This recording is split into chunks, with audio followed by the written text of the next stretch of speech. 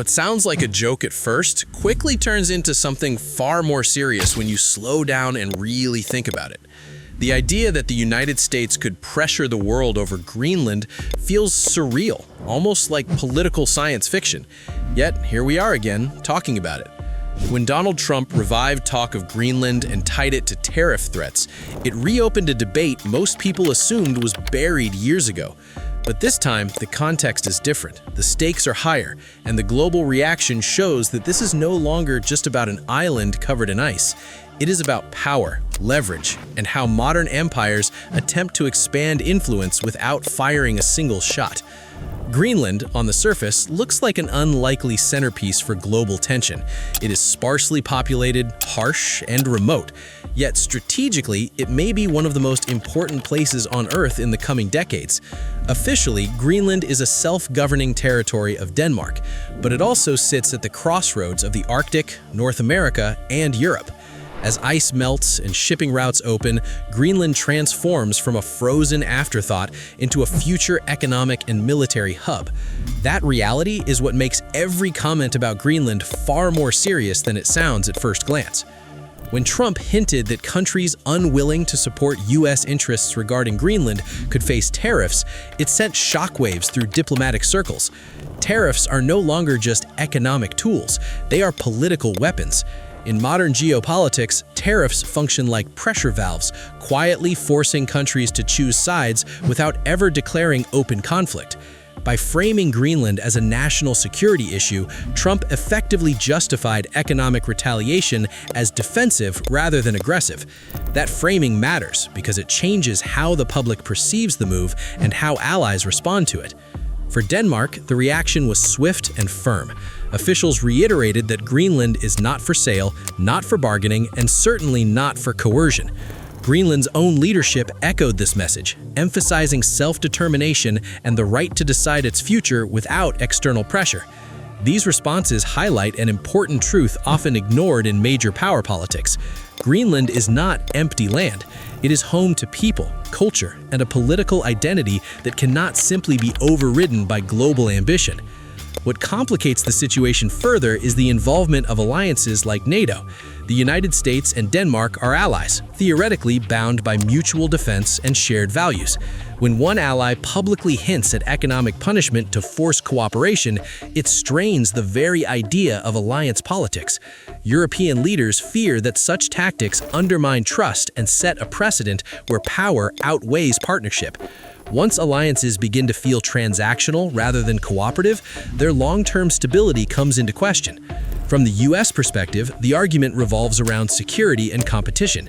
The Arctic is no longer a quiet, frozen buffer zone.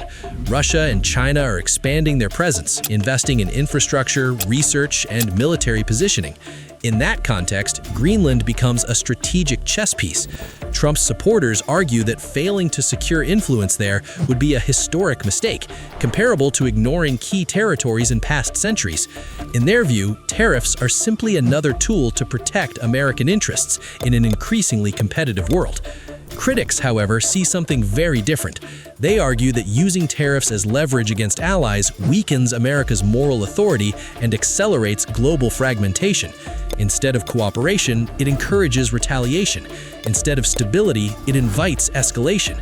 When economic pressure replaces diplomacy, misunderstandings grow, and once trust is broken, it is difficult to restore. This criticism is especially strong among lawmakers who worry that short-term pressure could create long-term consequences for U.S. leadership on the global stage.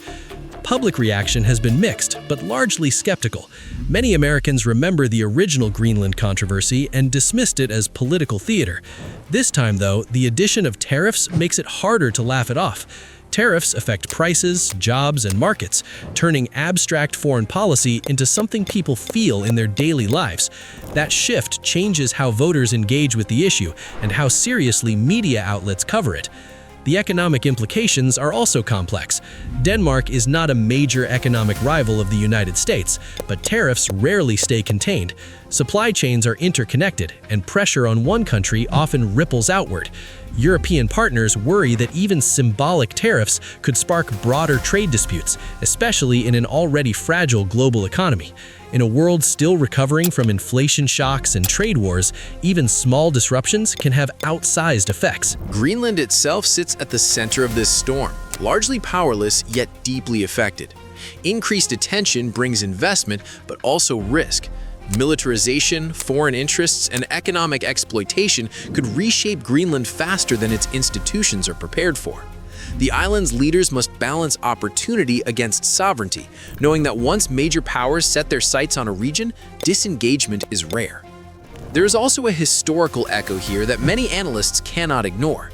Throughout history, powerful nations have justified expansion using security, trade, and protection narratives.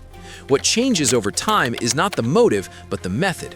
Instead of colonization through force, modern influence is exerted through economics, technology, and diplomacy. Greenland represents a test case for how far those methods can go before resistance hardens. For Trump, the Greenland issue fits neatly into his broader worldview. He approaches international relations as negotiations, where leverage matters more than tradition. In that framework, tariffs are bargaining chips, not punishments. Supporters see this as realism, critics see it as bullying. The truth likely sits somewhere in between, shaped by perception as much as policy. What makes this story especially compelling is its uncertainty. No one knows how far these threats will go, whether they will materialize or whether they are primarily rhetorical. But rhetoric alone can reshape markets, alliances, and public opinion. In global politics, words often act as signals, testing reactions before action follows. As the Arctic continues to warm and global competition intensifies, Greenland will not disappear from the conversation. Whether through cooperation or confrontation, its strategic value ensures that it remains a focal point. The question is not whether major powers will seek influence there, but how they will do it and at what cost. In the end, this controversy is less about Greenland itself and more about the future of global power. It forces us to confront uncomfortable questions about sovereignty, alliances, and the limits of economic pressure. Are tariffs a legitimate tool of diplomacy or a sign that cooperation is failing?